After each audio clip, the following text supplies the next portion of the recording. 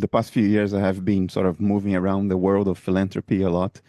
And one thing I've noticed is that a lot of philanthropists with a lot of means who are sincerely trying to help enable positive changes in the world. There are a lot of rich people with pure hearts, more than I thought. I thought earlier that money would corrupt more than it actually does, based on my experience now.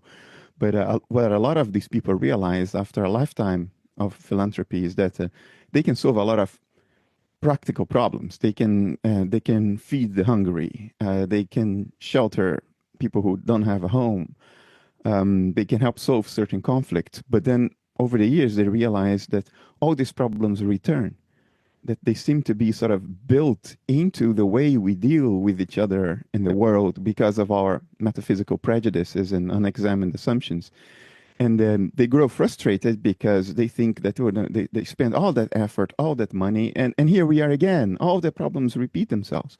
And several of them have concluded that the only way to enable sustainable change, change that abides, is to address metaphysics.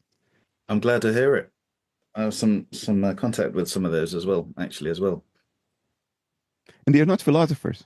They came to this conclusion from their practical experience in trying to deal with the problems of the world.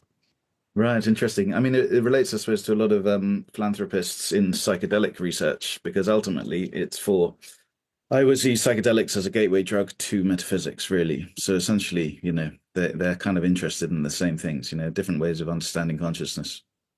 But yeah, no, I mean, philanthropy is a very interesting art as well, and sort of discipline. And I'm glad to see that people are shifting their depth of their contributions. But we'll see how far it goes. So, I mean, one example of that is Bruce Damer, who I just you mentioned, I think, in your book that I've just read, which is a very handy little outline of your philosophy just before this podcast. But Bruce Damer, he started the Center for Minds, which is a kind of a hub for philanthropists to give to research involving psychedelic-induced creativity.